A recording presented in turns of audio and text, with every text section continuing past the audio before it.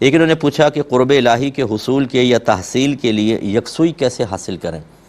دیکھیں، شہر میں رہتے ہوئے، لوگوں کے درمیان رہتے ہوئے وہ یکسوئی جو شاید آپ کے ذہن میں ایک تصور ہے وہ تو میسر نہیں ہو سکتی، کہ کوئی شور نہ ہو، کوئی شرابہ نہ ہو، کوئی تنگ کرنے والا نہ ہو، کوئی ہماری سوچ اور فکر کے زاویوں کو بگاڑنے والا نہ ہو، بالکل کنسنٹریشن ہماری ایک طرف ہو جائے۔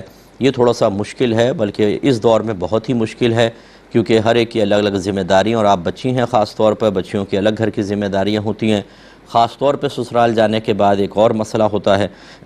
لیکن یہ ہے کہ جیسے جیسے آپ اللہ تبارک و تعالیٰ کے قرب کے حصول کے لیے اپنے آپ کو مصروف عمل رکھتے ہیں، پھر قدرت مدد کرتی ہے، اللہ تعالیٰ مدد کرتا ہے۔ ہم بھی اسی دور میں رہنے والے ہیں۔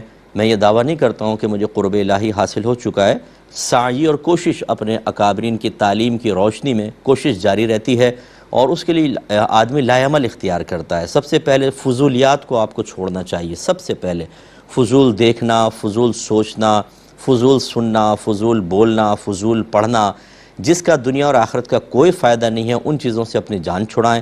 آہستہ آہستہ اپنے آپ کو تنہائی کا عادی بنائیں، کتابوں کو دوست بنائیں، اللہ تبارک و تعالیٰ سے ہم کلامی کا تصوراتی اعتبار سے شرف حاصل کریں۔ اللہ کا تصور نہیں لانا ہے، بس ایسے جیسے میں اپنے اللہ سے باتیں کر رہی ہوں۔ روزانہ آپ کو 10-12 روز ایسا مطلب 10-12 منٹ روزانہ سونے سے پہلے طرز عمل اختیار کرنا چاہیے۔ اس کے علاوہ پھر مطلب کوئی نہ کوئی، جیسے ہماری کتاب ہے قرب الہی، آپ اسی کو زیر مطالعہ رکھیں، بہت ہی بیسٹ بک ہے انشاءاللہ، اور اس سلسلے میں بہت ہی معاون ثابت ہوگی۔ لیکن یہ ایک پریکٹیکل بک ہے۔ ہمارے ہاں اکثر ایسے ہوتا ہے، ہم جو بھی تصوف کی کتاب پڑھتے ہیں جس میں عمل کے بارے میں لکھا ہو پڑھتے ہیں، تو ہم صرف پڑھ کر ختم کر دیتے ہیں اور کہتے ہیں کتاب ختم کر لی۔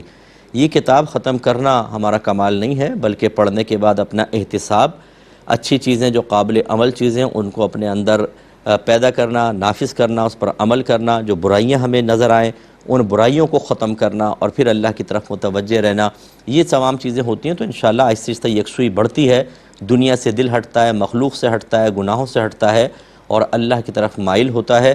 حضرت جنید بغدادی صاحب رحمۃ اللہ علیہ ارشاد فرمایا کرتے تھے کہ اے لوگو، تم یہ سمجھتے ہو کہ میں تم سے کلام کر رہا ہوں، حالانکہ 20 سال ہو گئے میں بظاہر تم سے بات کرتا ہوں، لیکن حقیقتاً اپنے رب سے ہم کلام ہوں۔